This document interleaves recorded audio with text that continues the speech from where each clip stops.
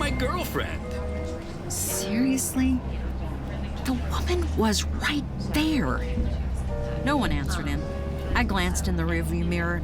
Everyone was ignoring the guy. The young woman stared at her, hands in her lap. I turned my eyes back to the road. Oh, I picked a good one. Pretty and strong. Right, sweetheart? I checked the mirror quick, but it was just the guy clapping a fellow passenger on the shoulder. So, she's got sisters if you're interested. God, I was ashamed to be the same species. Young woman, are you safe? If not, I can help. We can help. Safe? She chose me.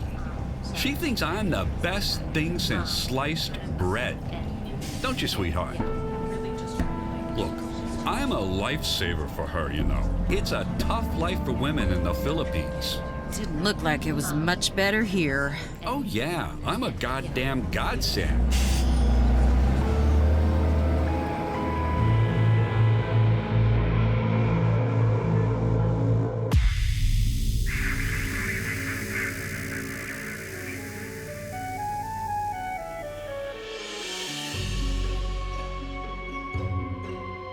Welcome to Reimagined Radio, a program about sound-based storytelling.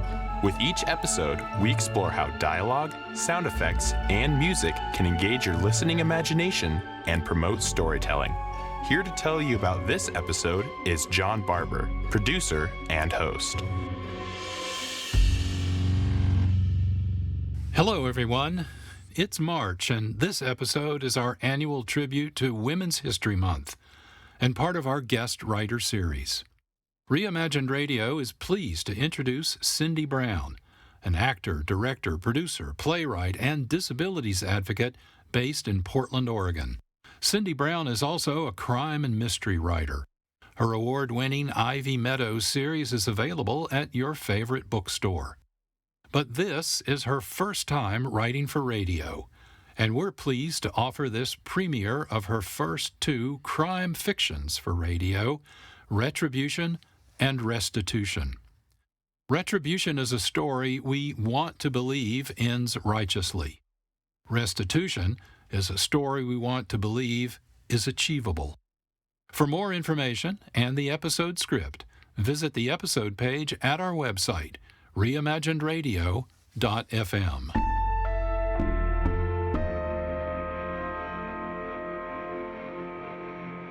Cindy Brown grew up in the Pacific Northwest towns of Bellevue and Spokane, Washington, where she fell asleep listening to E.G. Marshall hosting CBS Radio Mystery Theater. Today she blames Marshall for her love of mystery stories every time she talks about the award-winning Ivy Meadows mystery series she has authored. 6 traditionally published madcap mysteries set in the off-Broadway theater world.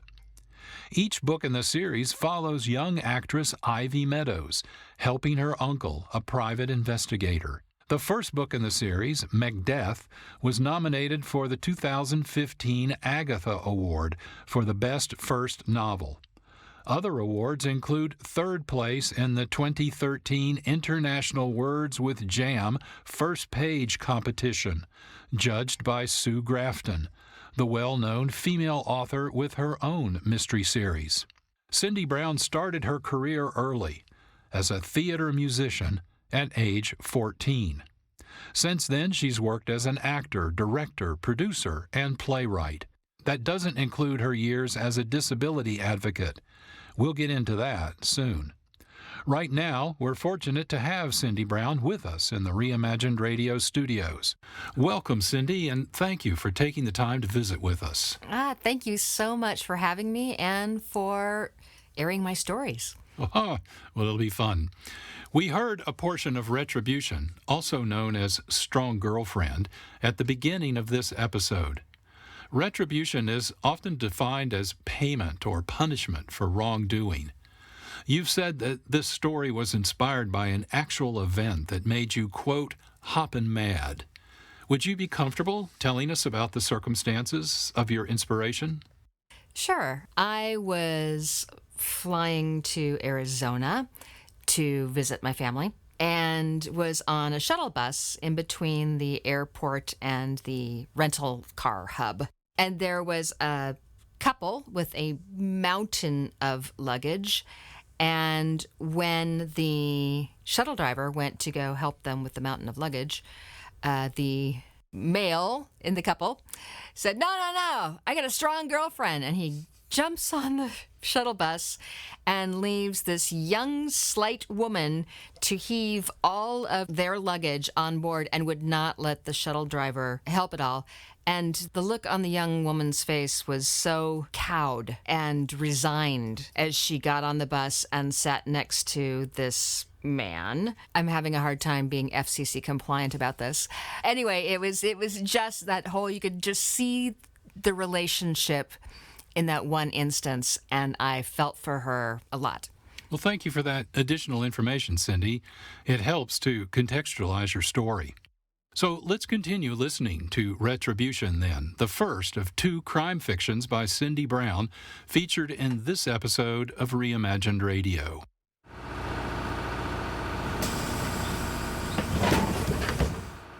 Welcome to Park and Fly, folks. Climb aboard and get settled. We'll be leaving for SeaTac Airport in just a minute. Wow, that's a lot of...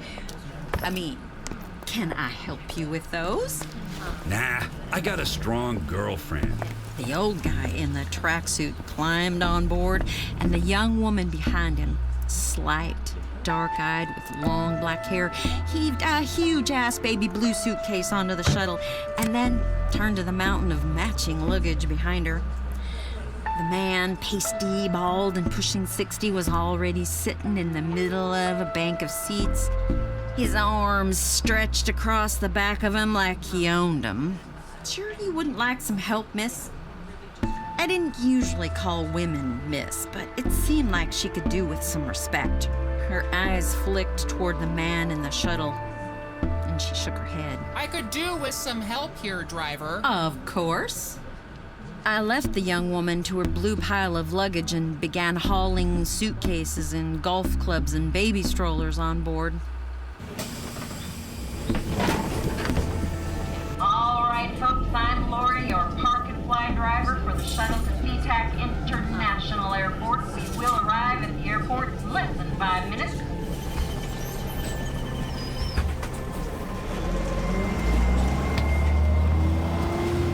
So what do you think of my girlfriend? Seriously? The woman was right there. No one answered him. I glanced in the rearview mirror. Everyone was ignoring the guy. The young woman stared at her, hands in her lap. I turned my eyes back to the road. Oh, I picked a good one. Pretty and strong. Right, sweetheart? I checked the mirror quick, but it was just the guy clapping a fellow passenger on the shoulder. So, she's got sisters if you're interested. God, I was ashamed to be the same species. Young woman, are you safe? If not, I can help. We can help. Safe?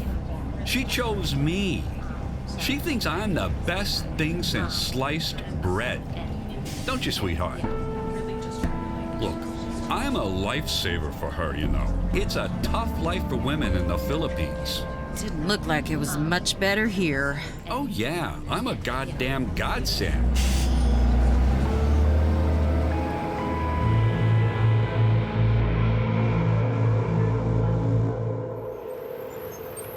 We pulled into SeaTac in record time.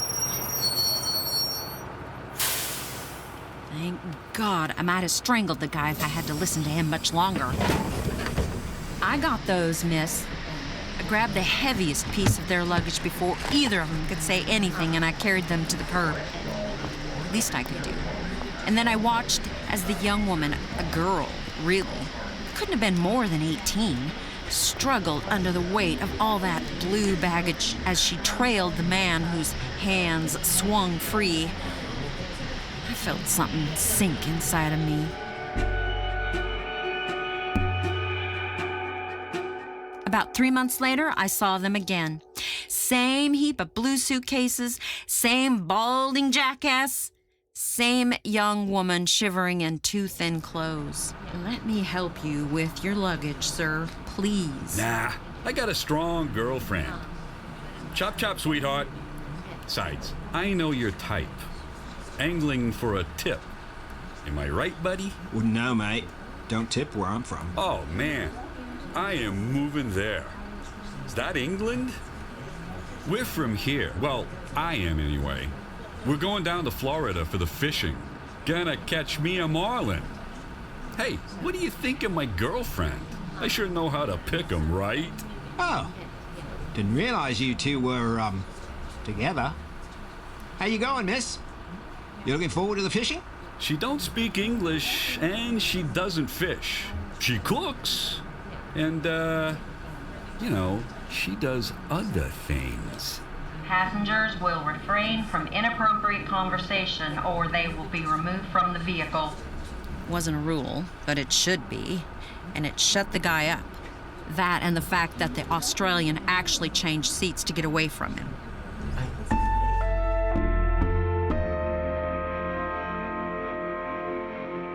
I drove the old man and his girlfriend several times over the next year. The guy must have been retired to travel so much, and always with that mountain of blue luggage. Never got a chance to help with it again. I did grab a suitcase once, but the girl shook her head.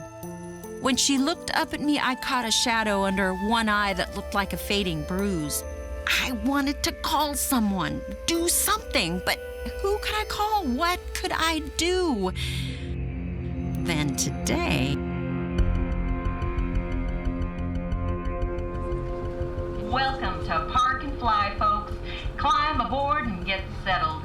We'll be leaving for SeaTac Airport in just a minute.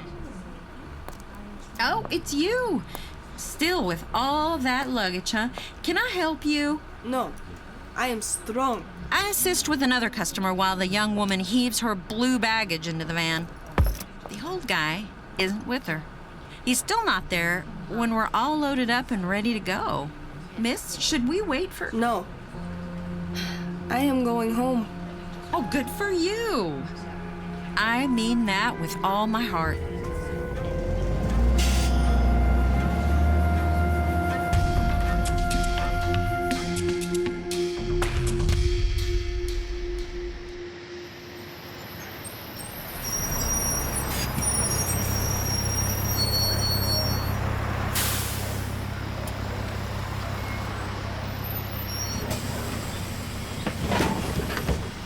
At the airport, I help a couple of old lady golfers with all their stuff. It takes a while, but they're nice and the ladies are good tippers, so I don't mind. I turn back to the shuttle. No one's on board, but the young woman's luggage is still there. Oh, maybe she's looking for a red cap or something. I pick up a suitcase and haul it onto the curb. God, she is strong. This thing must weigh 60 pounds. It smells kind of funky, like metal and meat. I see the young woman in the near distance, dark hair shining behind her. Hey, miss, wait! Right as I say it, I also notice the wet red stain on the bottom of the baby blue suitcase. Big, and getting bigger. Maybe it's because the airport security guy is all around, or maybe it's because she's been brainwashed into following orders, but the young woman actually stops. She looks at me over her shoulder. Miss, wait! I look back in the van. The other suitcases sit there in a slowly spreading puddle of blood. I lift a hand in a wave. Have a good trip home. Stay strong, girlfriend.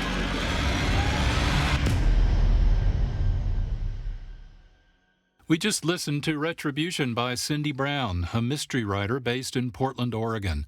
The cast included Mary Thomas as Lori, Jeff Pollard as the crude misogynist, Cindy Brown as the older woman, Marc Hamayun as the Australian tourist, and Nico Lane as the young woman and/or strong girlfriend. This is Reimagined Radio. This episode is from our guest writer series. It's our tribute to Women's History Month.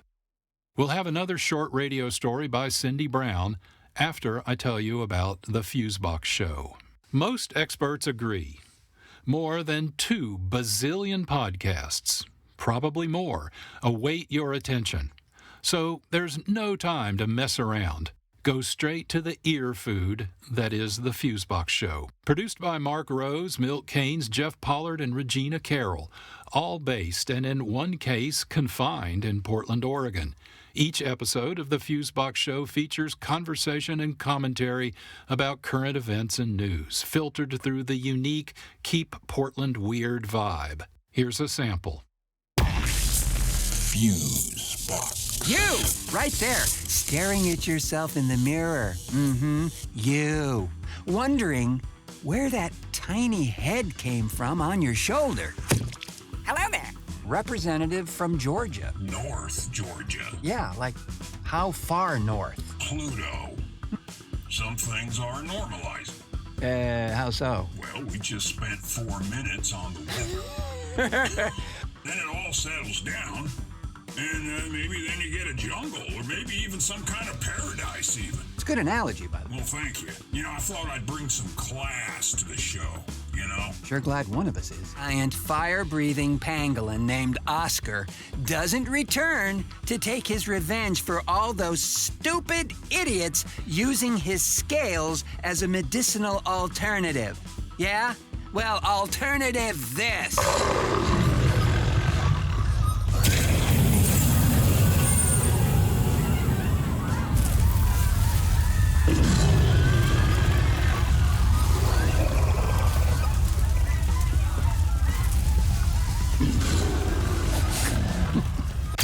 Catch Fusebox the third Thursday of the month at 9 p.m. right here on KXRW 99.9. Fusebox. Learn more and subscribe to the podcast at the Fusebox Show website, thefuseboxshow.com.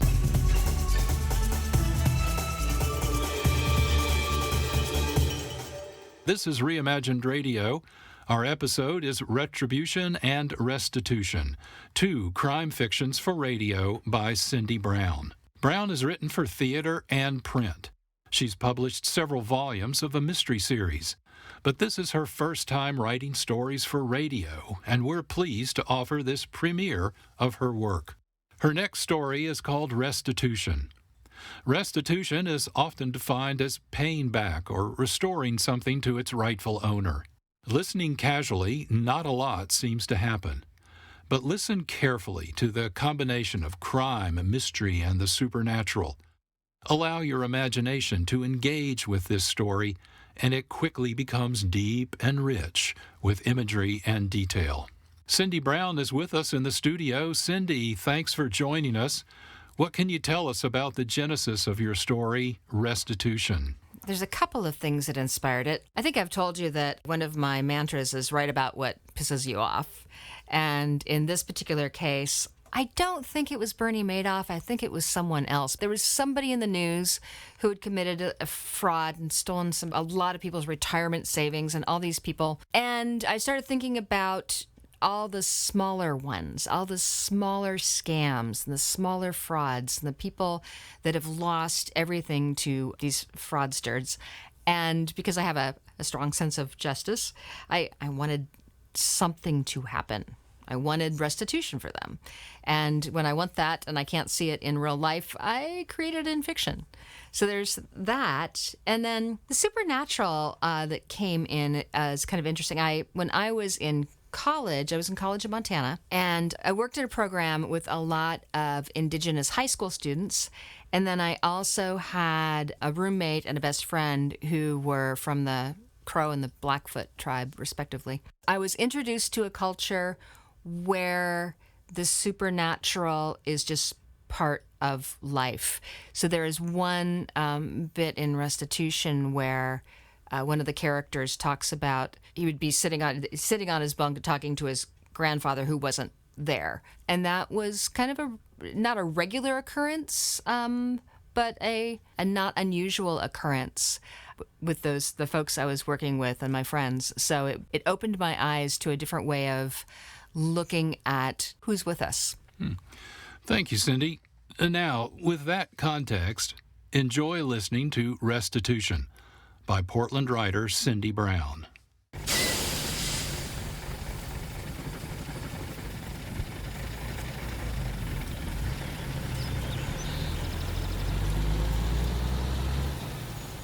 The bus pulls away in a cloud of red dust, leaving me standing alone on the side of the road, dirt-covered and stinking of diesel. Son of a bitch driver left me about a quarter mile from town.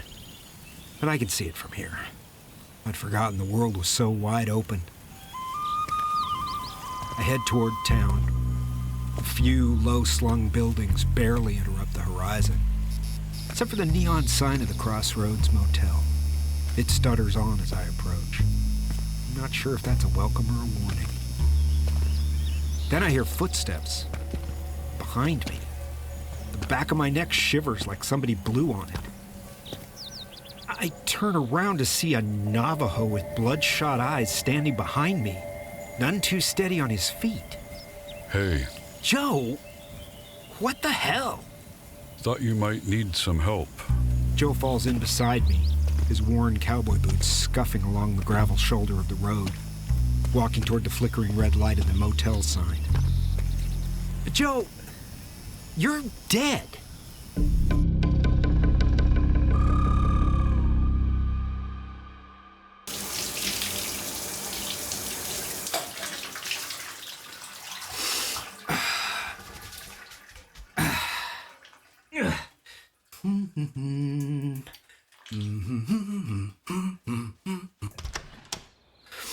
Jesus, you're still here? I like motels.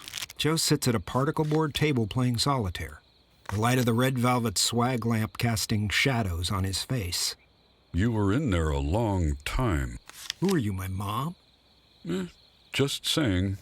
Yeah, well, just trying to feel clean again, you know? Yeah, Let me get this right. You're my spirit guide? guess so. Joe shrugs the way he does, kind of lifting his left shoulder. But I'm not Indian. Must not matter. What you gonna do now? Thought I'd hit my old watering hole down the road. It's been a while since anything. It'll be good to feel normal again. Normal. Huh. What about restitution? Restitution? Joe's always been a man of few words, none of them more than 3 syllables. He shrugs again. Hey, I'm just a messenger.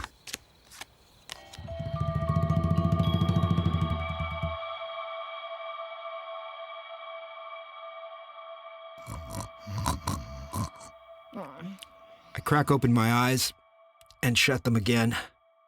Real quick. Damn, I'd forgotten the personal hell of a hangover. I roll over, me and my 1,000-pound head, and try again. A frizzy blonde head occupies the pillow next to mine. Damn again.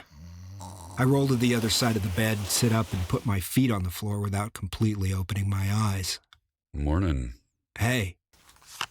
I opened my eyes all the way. Joe's sitting in the same place. Same card game laid out in front of him. Somehow it doesn't seem weird to be talking with a dead man. When we were inside, Joe was always talking about ghosts. Talked to them, too.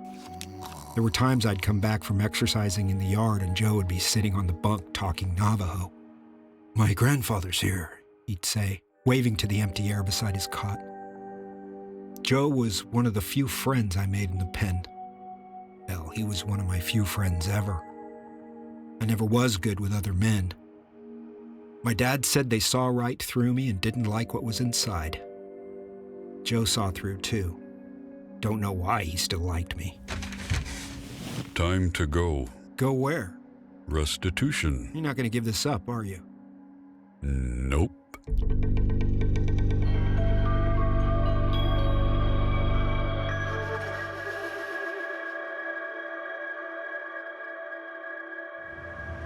I'm sure we can get you into a vehicle within your budget. Mr. Wiley.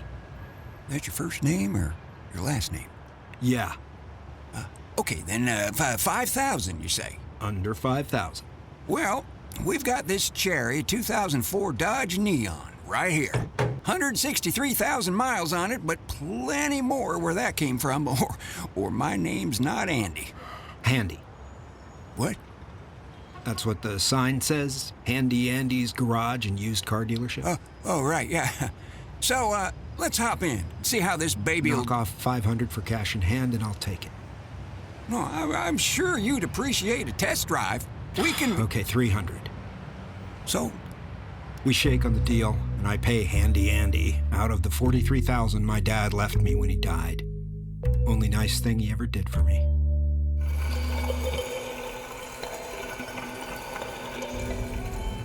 Half an hour later, I'm on the road, breathing in fake new car smell from the cardboard air freshener Handy Andy threw in as a bonus. Hadn't seen Joe since morning. He didn't like cars. It was vehicular manslaughter put Joe in prison. Drunk as a skunk on a winding reservation road, he slid over the line on a curve right into an oncoming car full of kids. Killed a couple of cousins of his. We're all related out there, he said. Joe's eyes were permanently bloodshot. I thought it was all the booze. Joe said it was sorrow. Me, I have mixed feelings about my crime. They called it fraud and theft. But hell, the women I supposedly bilked got something too. Maybe the exchange wasn't exactly equal, and maybe they hadn't exactly agreed to it all, but still. Joe had told me to get going today. I drive over to Sherry's house. Still the same lion statues flanking the drive, the same fountain in the courtyard, same huge carved wooden doors.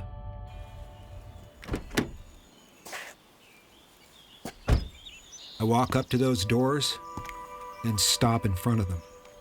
What the hell am I doing? I haven't seen Sherry in, 6, 7 years? She's probably forgotten all about me. It wasn't like she lost a ton of money. I turned to go. Ah! What the hell? Joe's right behind me on the walkway, shaking his head. You nearly gave me a heart attack. You gotta go. If a ghost comes to you, it seems smart to do what he says. Besides, I'll be needing a place to stay, and this might be a good option.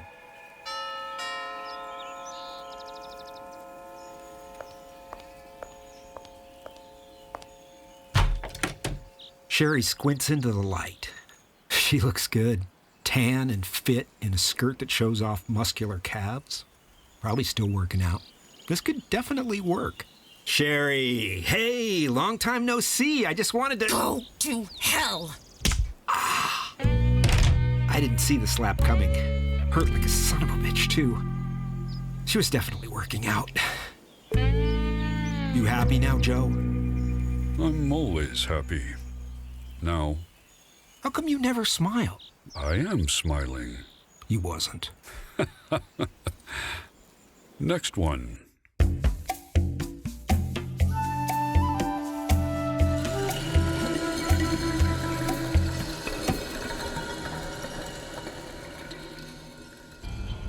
I used to play it like this. I'd find a woman, older but not too old, 40s, maybe early 50s, when she wasn't really in the running anymore and knew it. Sometimes I used internet meetup sites, sometimes bars. Both worked. I made sure she had money, not a lot. That was too obvious. Besides, I wasn't greedy. I'd court her the old-fashioned way with dinner dates and flowers, crap like that. Make her feel attractive. I never had sex with any of them until the third or fourth date. So they knew I was serious. They couldn't help falling in love with me. My new car bounces down the road on the way to Melanie's ranch.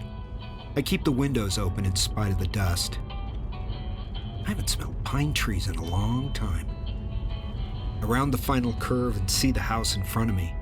Big-ass place, made of logs. I stop a ways away, get out, and walk slowly to the door. Something's different. Melanie's family built the place. Her granddaddy added on to his dad's log cabin.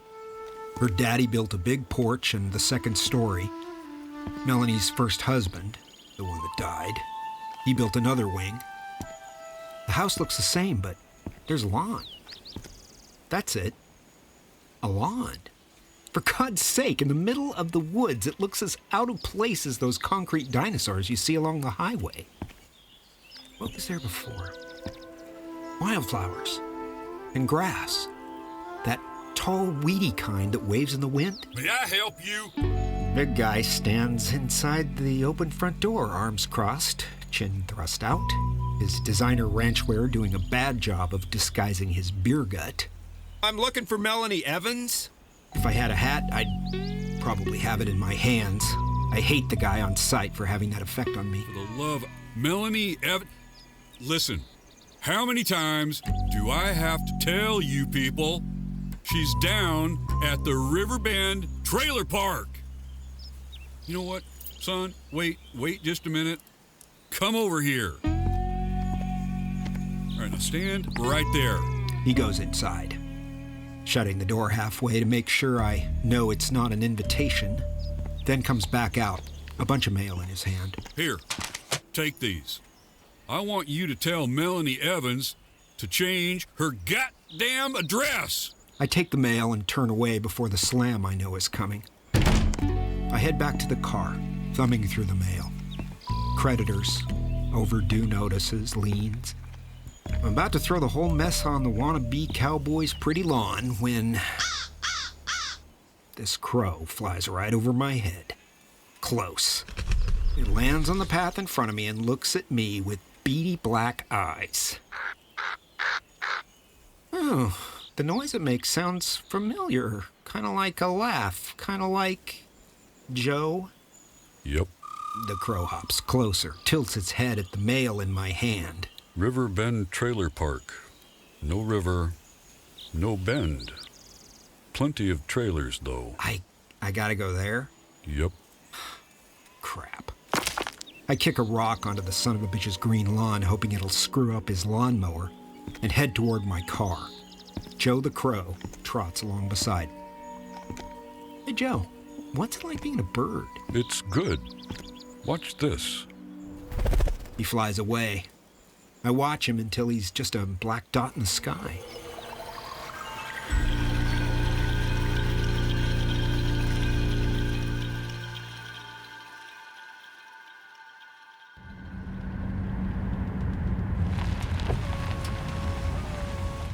You know where Melanie Evans lives?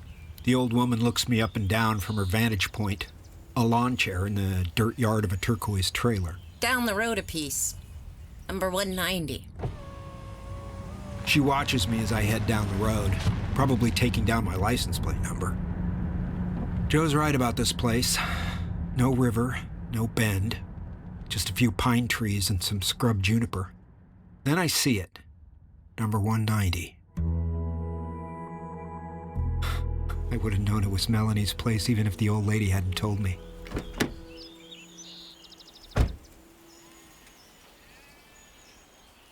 Wildflowers in the yard, a blue bird feeder on a pole, some sort of plant in a clay pot on the front stoop. It gives off a sharp, herb-like smell when I brush against it. I stand in the front door, and that hat-in-hand feeling comes over me again. It's different this time. This time it doesn't piss me off. Well, come on in. I've got a pot of...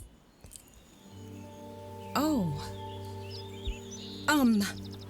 Melanie shuts the door, but I wait on the stoop. She's only shut it halfway. There was something in her eyes. Wiley. She'd put on lipstick and combed her hair. It's not blonde anymore, or brown, like the little sparrows that used to pick up crumbs in the yard. Only birds I ever saw the whole time I was in prison, except for the crows. Come in. Thanks. So oh, man, did I break it? Probably not. Anyway, it's my fault. I should have... No, sorry. I can't see a thing. It's so bright outside. And then coming in, you know... I thought So you're out. Stop by, see how you're doing. Okay. Does she mean it's okay that I stopped by? Or she's doing okay? I can't tell because her face is tipped down looking at the thing she picked up. The thing I probably broke. My eyes have adjusted to the dim light inside the trailer, and now I can tell what it is. Toy dump truck. It belongs to my son, Christian. I look around. No sign of a man. My line of work being what it was before prison.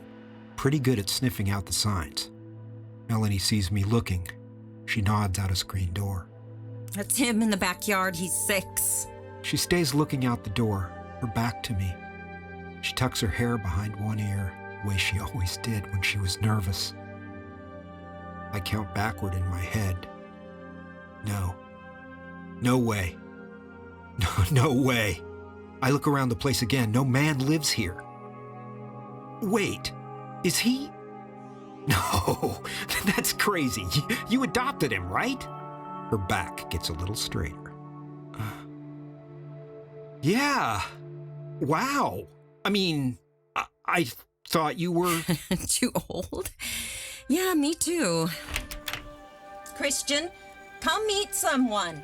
I shut my mouth, which has been hanging open like an idiot, just as a skinny little kid with straight brown hair runs inside. As soon as he sees me, he swerves and hides behind Melanie like she's his own personal shield. Don't be shy, hon. Come meet your... Wiley. The kid peeks around Melanie. He looks at me with my mother's green eyes. My son. Next thing I know, I'm sitting at a wobbly-ass table drinking weak coffee with Melanie. It's like I'm in some sort of fog.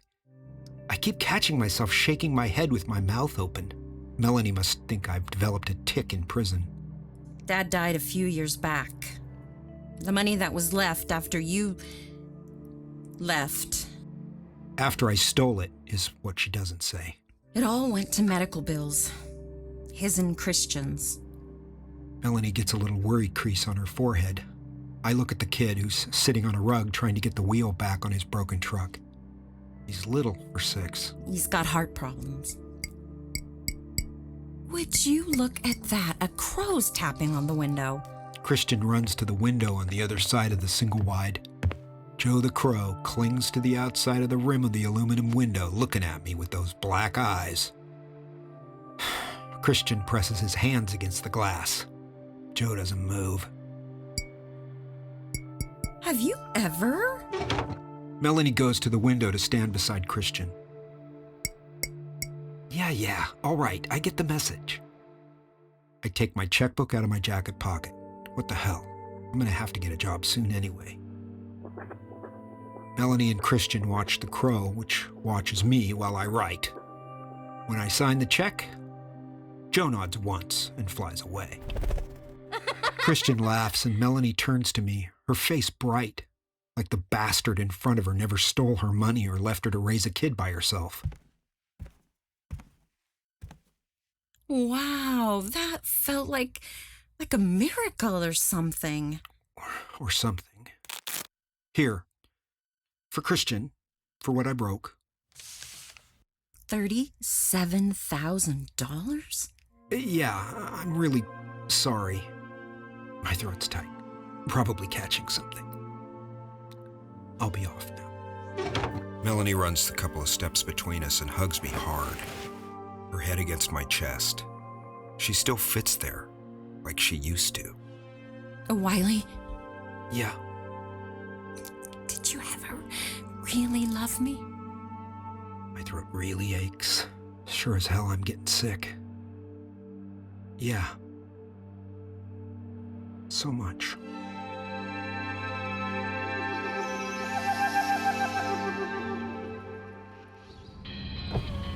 I roll down the Dodge's windows. Let the breeze cool my face. I feel like I took a haymaker to the head. No, not like that. There's pain, sure, but there's something else there, too. Something good. I'm a father. I'm Christian's dad. Dad! First time that word doesn't make me want to spit. Instead, I feel light, like the sky. I look around for Joe as I drive, but no crows in sight. There is a stop sign ahead, one I remember well. I sit there for a minute, then take a right. What the hell? Might as well do this thing. Restitution.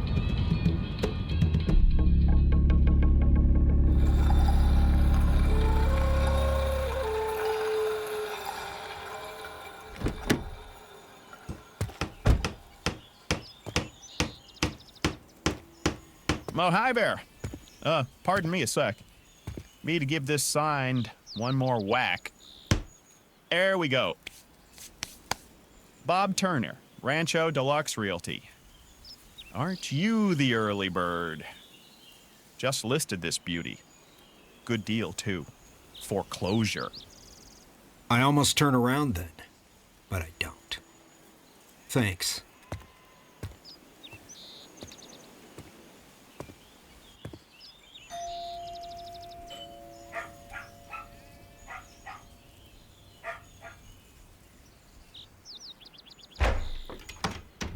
Sorry, open house isn't till.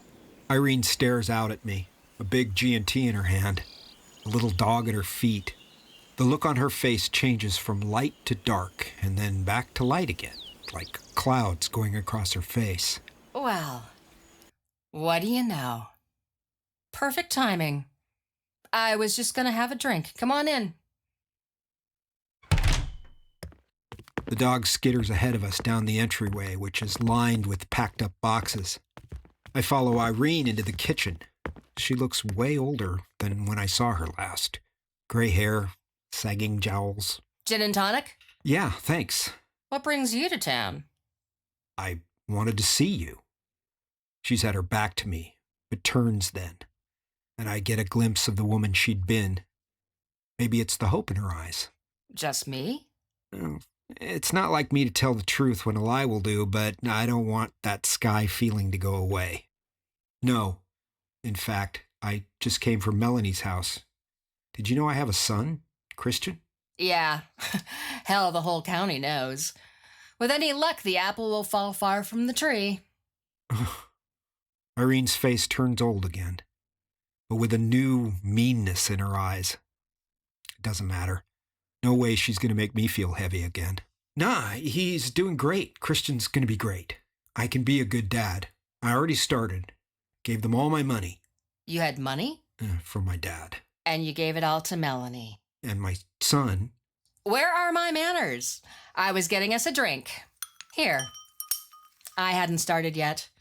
I'll make myself another. No lime, sorry.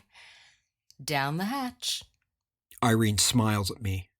It's not a nice smile, but hell, I deserve it. Yeah, perfect timing. A couple of minutes later, and you would have missed me. Her little dog stands in front of her, licking her toes. Nice dog. What kind is it? A Yorkie. Only type of male companion I trust anymore. I take another drink for the Dutch courage. Damn, Irene's gin is cheap.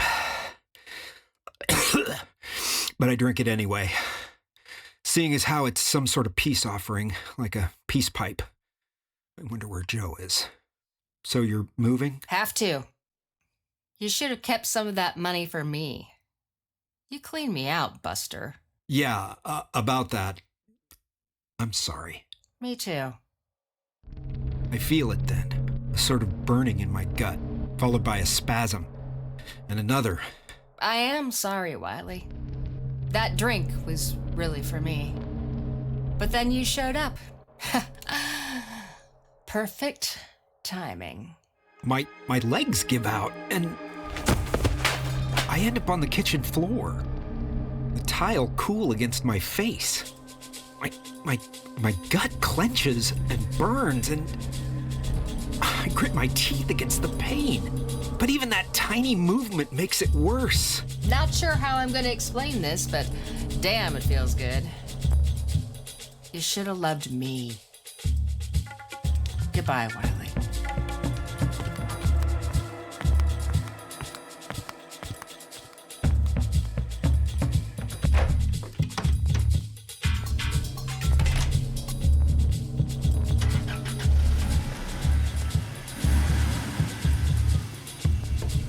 gut twists.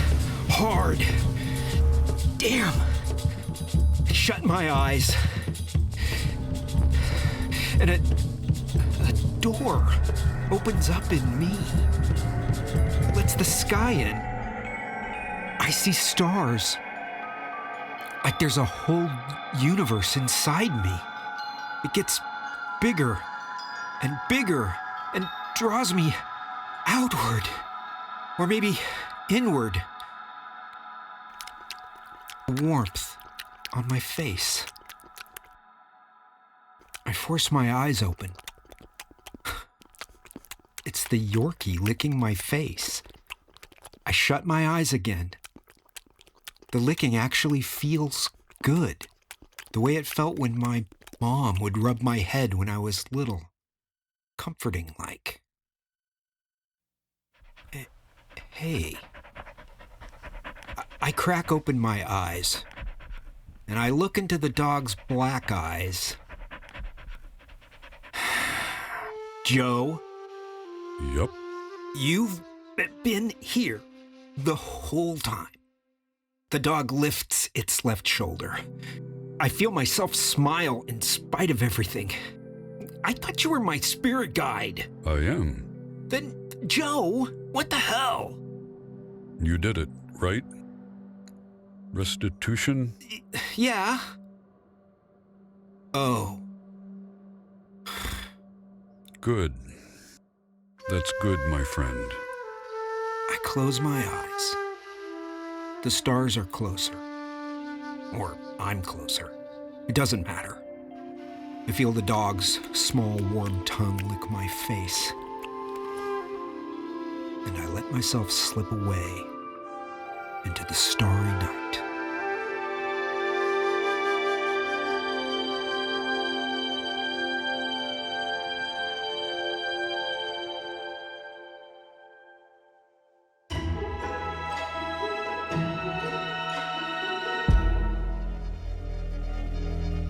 This is Reimagined Radio, a program about sound-based storytelling.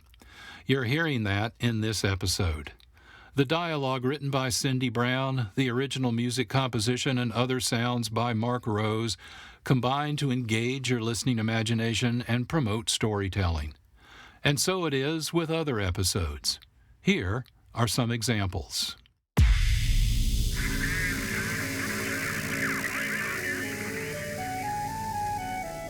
Get out of my head! Wait, is he reading your mind? Is he reading your mind? You can't let him know! Stop him! You gotta stop him! Shut up! Shut up! This project, we're playing with fire on this one. The hottest fire you can play with. Then something went wrong with the car. It stalled right on the tracks. The train was coming closer. I could hear its bell, its cry, its whistle crying. Still, he stood there. Now I knew that he was beckoning me to my death. Answer me, who is this? Do you realize you're driving me crazy? Who's calling me? What are you doing it for? Now stop it! Stop it! Stop it! Smoke comes out. Black smoke drifting over the city. People in the streets see it now. People trying to run away from it, but it's no use. They're falling like flies. What's that old saw? You can take the kid out of the ghetto. Well, now this kid can take the ghetto out.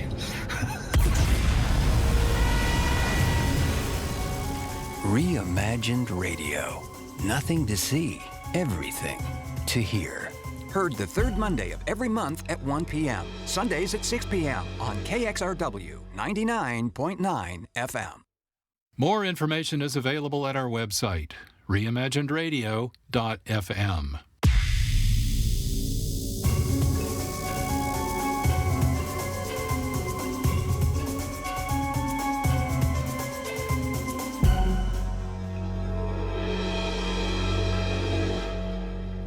This episode features 2 crime fictions for radio written by Cindy Brown, an actor, director, producer, playwright, and disabilities advocate based in Portland, Oregon. Like many creatives, Brown wears other hats. She's a member of the disability community with 20-plus years professional experience in accessibility and disability, and currently works part-time as the coordinator for Access VSA International Network, a program of the John F. Kennedy for the Performing Arts Office of VSA and Accessibility that strives for the full inclusion of people with disabilities in arts and cultures. The term VSA formerly stood for Very Special Arts. She also keeps busy writing. A graduate of the Community of Writers Workshop, formerly known as Squaw Valley, with a screenwriting certificate from Scottsdale School of Theater and Film, Arizona, a BA in Music Therapy from Montana State University, Billings, and awards for her playwriting and script writing, Cindy Brown freelances as a copy, script, and content writer and also presents writing workshops focusing on humor, dialogue, structure, and how to include characters with disabilities. She's still writing novels. Her latest, What the River Knew, working title, will be released by Ooligan Press in May 2026. Bitten by the radio bug, she's currently hard at work on another radio play, The Demon at Mount Angel, which she describes as, quote, Sam Spade meets Scooby-Doo, unquote. We hope to premiere her new radio story here on Reimagined Radio. Cindy is here in the studio, and there's opportunity to ask some final questions. First, Cindy, you're an accomplished writer whose work has been published in several books. How is writing for radio different than writing for print, and how did you handle that change? Well, thanks for asking. I am still working some of those things out. I love this idea of writing for radio. One of the things is I come from a playwriting background, and so telling stories through dialogue is somewhat natural to me. That said, I went to novel writing, and one of the great things about novel writing is that you have the opportunity for exposition. And then also in a play, you have the opportunity to describe the set, and what's going on in the costumes, etc., a little bit. And obviously in radio, you need to figure out how to set the stage with sound and also provide exposition that's not going to bore the listener. And it was interesting trying to figure out how to do that through sound. I really loved the opportunity to imagine where I was in time and in place and imagine what the sounds would be in those particular areas. What is the sound of a desert bus stop? What is the sound of an old motel?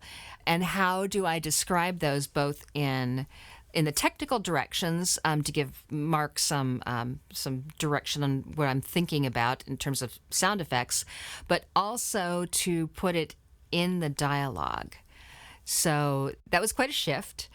And it's interesting, I'm working on another radio play because I just love this format.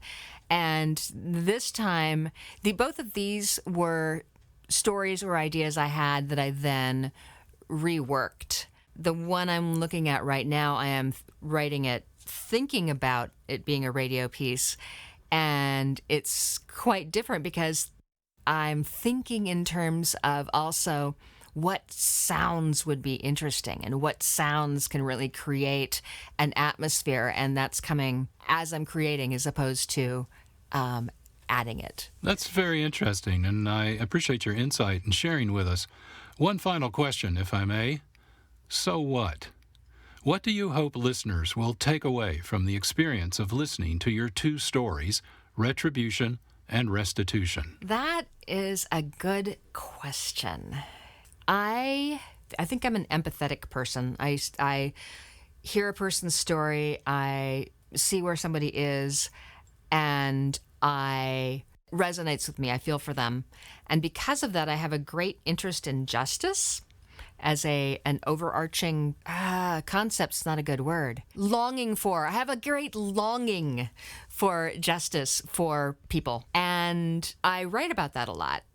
And I think I've written about that in these two stories. I don't really advise people, murdering them for justice, although I'm probably sure that it feels good listening to a fiction piece about that. I think one of the cornerstones of justice is empathy and recognizing our actions, both that contribute to justice and that could possibly take away from it for a particular person or a particular group of people. I hope in some ways these stories allow people to feel that.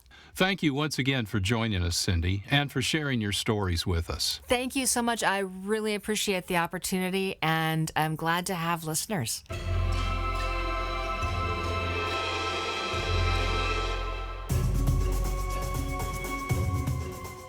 This episode of Reimagined Radio is our tribute to Women's History Month and to a woman radio writer, Cindy Brown. We listened to her two first-ever radio stories, Retribution and Restitution. Sound design, original music composition, and post-production by Marc Rose. Graphic design by Holly Slocum with Evan Leyden. Social media by Rylan Eisenhower. Support comes from KXRW-FM, KXRY-FM, KMWV-FM, and the Electronic Literature Lab at Washington State University, Vancouver. If you have a community radio station in your area you think would benefit from broadcasting episodes of Reimagined Radio, please let us know. Episodes are archived at our website, reimaginedradio.fm, where you can listen on demand. Podcasts are available at the major distribution platforms. Follow Reimagined Radio on social media, especially our YouTube channel, @Reimagined Radio. Reimagined Radio honors the diversity of listeners and does not discriminate based on race, color, national origin, religion, age, disability, sexual orientation, or gender identity of your ears. For accessibility, we provide scripts with each episode so that listeners with different hearing abilities and/or listening needs can follow along. We acknowledge the debt we owe to previous and contemporary radio artists and hope our curations and stewardship of their artifacts and efforts demonstrate our sincerity. This is John Barber, producer and host. Thank you for listening. This is a production of Reimagined Radio. To learn more, visit our website, reimagineradio, all one word, no punctuation, .fm.